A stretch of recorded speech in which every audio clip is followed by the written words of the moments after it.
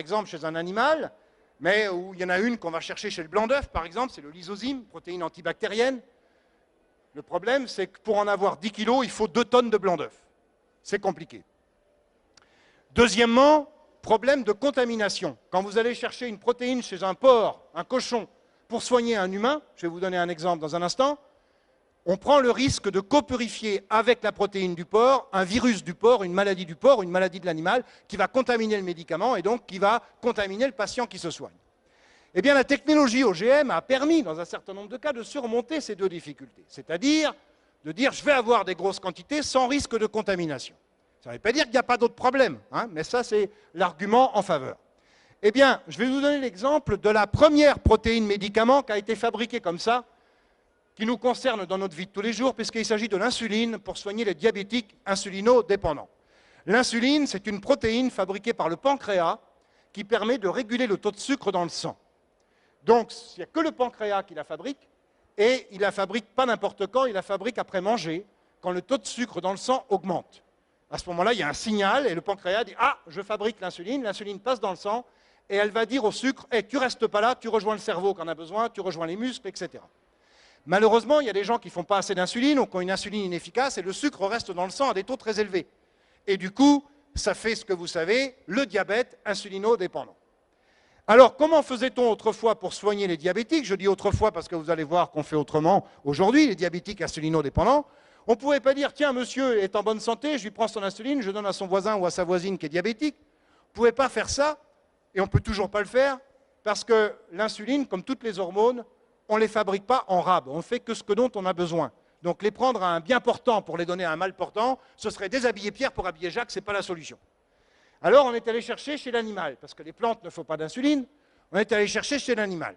Et quand on va chercher chez l'animal pour l'homme, en général, on a le choix entre le cochon et le lapin, qui, n'en déplaise, sont les deux animaux qui nous ressemblent le plus, en tout cas du point de vue du fonctionnement biologique. On est allé chercher chez le cochon. Pourquoi? Parce qu'il y a très peu de maladies transmises du cochon à l'homme, donc on minimise les infections croisées. Et surtout parce que l'insuline de cochon ressemble comme 2 gouttes d'eau à l'insuline humaine. Quand vous comparez les deux, il n'y a qu'une perle de différence. Une rouge à la place d'une bleue. Les chercheurs et les médecins se sont dit, c'est bien le diable si ça ne marche pas. Et ça marche. Prenez de l'insuline de cochon et vous régulez la glycémie d'un diabétique insulinodépendant. Et on a fait ça pendant des années. Le problème, c'est que certaines personnes, à la force de s'injecter de l'insuline de cochon tous les jours, eh bien, non seulement on est de plus en plus nombreux à être diabétiques dans nos sociétés occidentales, et malgré le fait qu'on tue beaucoup de porcs dans les abattoirs, ben, on n'a plus assez d'insuline, parce que les porcs, ben, c'est comme nous, ils n'en font pas en rab. Quand on les tue, on peut la prendre, mais une fois qu'on l'a prise, c'est fini. Et puis, deuxième problème, c'est que certaines personnes, à la force de s'injecter de l'insuline de cochon tous les jours, parfois même 3 fois par jour, finissaient par développer une intolérance à l'insuline de cochon à cause de la petite différence, la perle bleue à la place de la perle rouge. Et ces gens ne pouvaient plus se soigner.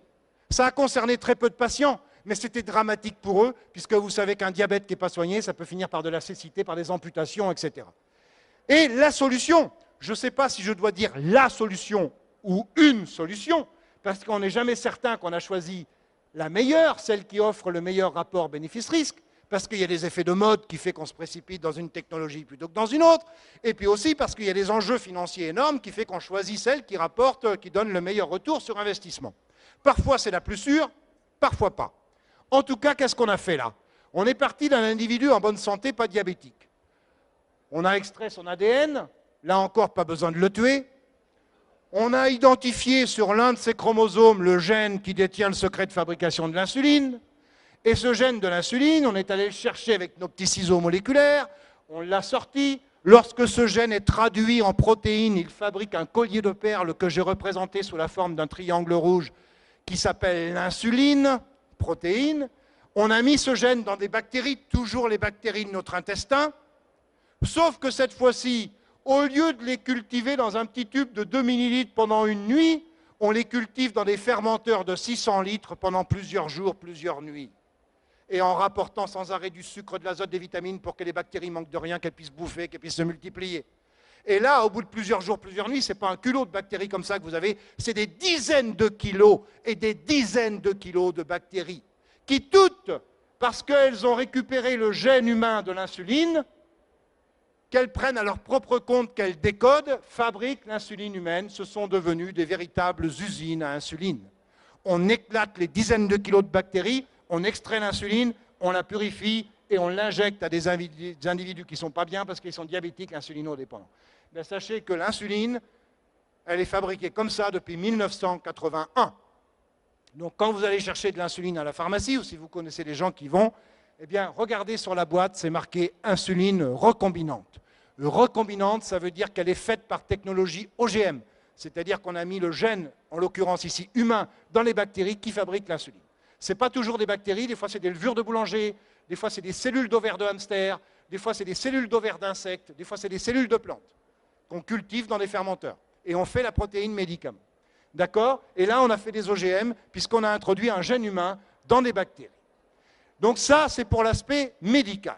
Maintenant, j'en arrive à l'aspect agroalimentaire. Alors, dans l'aspect agroalimentaire, il y a deux sous-aspects. Soit c'est toujours l'OGM utilisé pour produire des protéines comme pour la pharmacie, mais cette fois-ci, c'est plus pour la pharmacie, mais c'est le même système. Soit ce sont les microbes entiers qu'on utilise dans les processus alimentaires. Alors là, on est exactement comme dans le cas de l'insuline.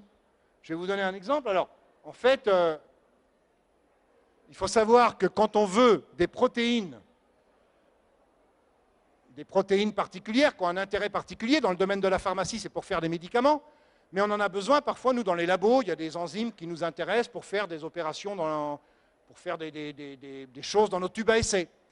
Parfois, les gens qui font du papier, ils ont besoin d'enzymes qui vont dégrader l'amidon sur les machines, qui sont embourbées. Donc pour nettoyer les machines, il leur faut des amylases.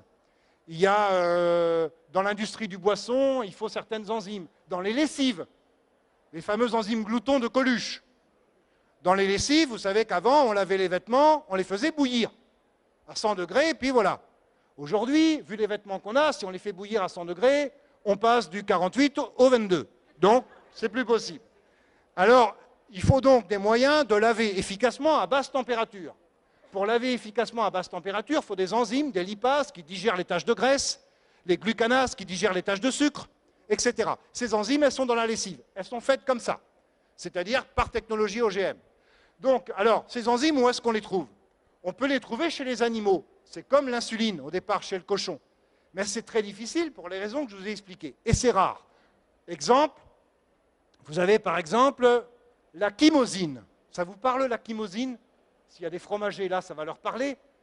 La chymosine, c'est une enzyme indispensable pour faire des yaourts et des fromages. C'est une enzyme qui digère la protéine du lait la plus abondante qui s'appelle la caséine. Dans le lait, vous avez de la caséine.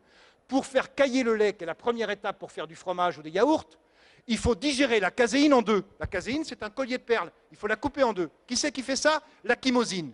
Où est-ce qu'on la trouve? Dans l'estomac du veau non sevré qu'on appelle la caillette de veau. Et donc, quand on tue un veau à l'abattoir, on récupère la poche de l'estomac du veau qui correspond à la caillette, on fait macérer la caillette et on récupère énormément de chymosine. Et cette chymosine, on l'envoie au fromager qui l'utilise pour faire du fromage ou pour faire des yaourts. D'accord? Eh bien, encore en France, vous allez voir, aujourd'hui on fait de la chymosine par technologie OGM, mais en France c'est interdit. Donc les gens, enfin c'est interdit pour les gens qui font du fromage d'appellation d'origine contrôlée.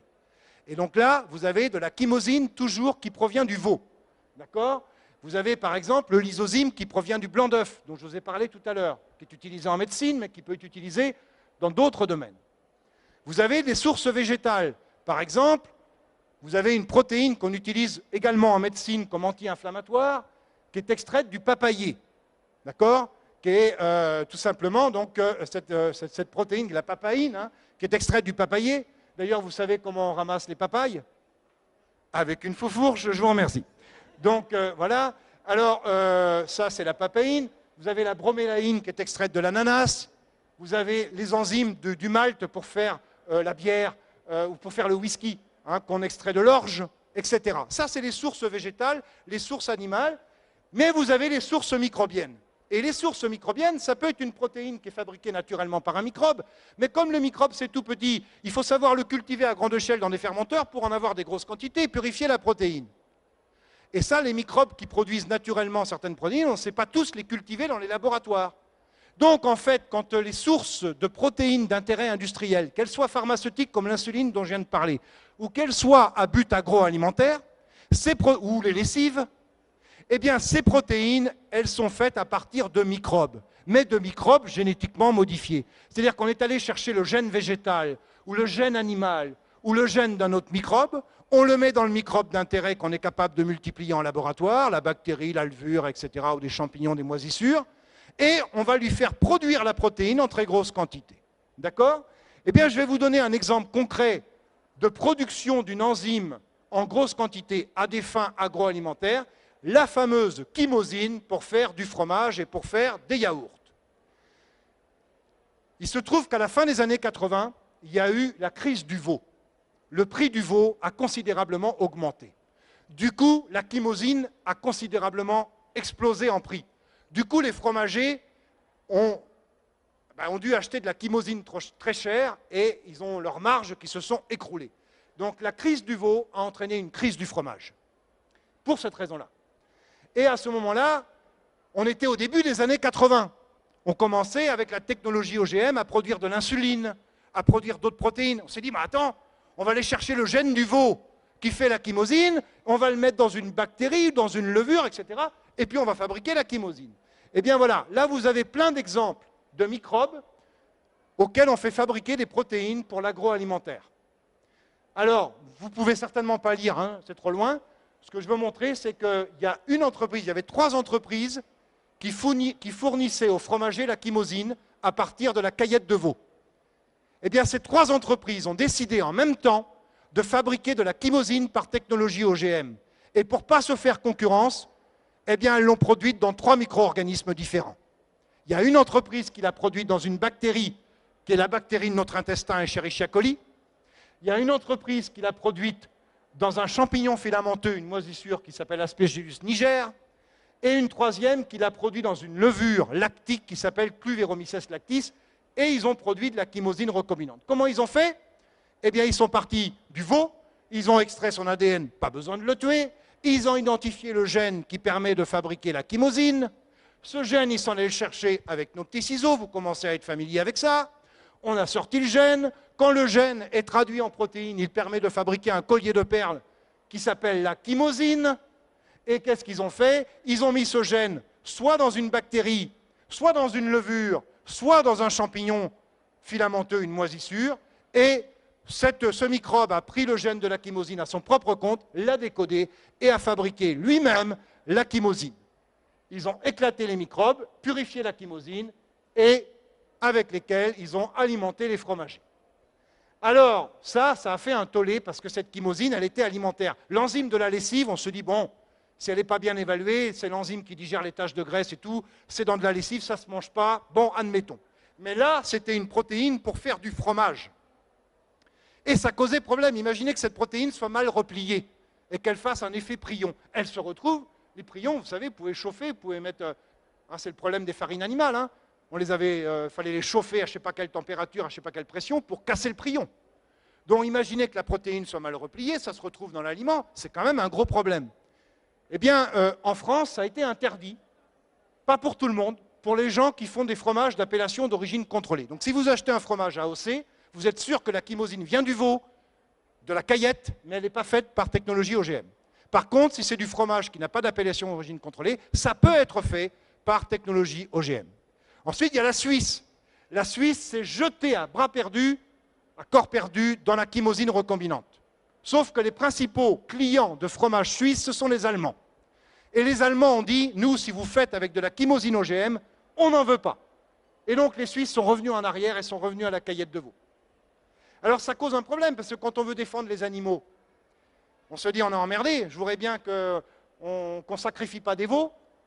Et pourtant, si je veux du fromage, c'est fait avec de la chymosine. C'est pour ça que les véganes ne mangent pas non plus de fromage. Parce qu'on pourrait dire, le lait, on ne fait pas souffrir l'animal, on traite la chèvre, ou on traite la brebis, ou on traite la vache. Oui, mais il faut de la chymosine qui vient du veau. Ah ben oui, parce que vous enlevez son estomac, que vous faites macérer. Donc il n'est pas bien. Hein? Donc oui. Donc c'est pour ça, vous voyez, c'est compliqué. Parce que si on veut défendre l'intérêt des animaux, on dit, ah ben oui, alors la chymosine OGM, c'est vachement bien. sauf qu'elle n'est pas bien évaluée, etc. Parce que déjà que les médicaments, ce n'est pas toujours bien évalué. Vous imaginez quand c'est une protéine pour faire du fromage, ben, on ne se pose pas la question. Et là, on a fait les OGM.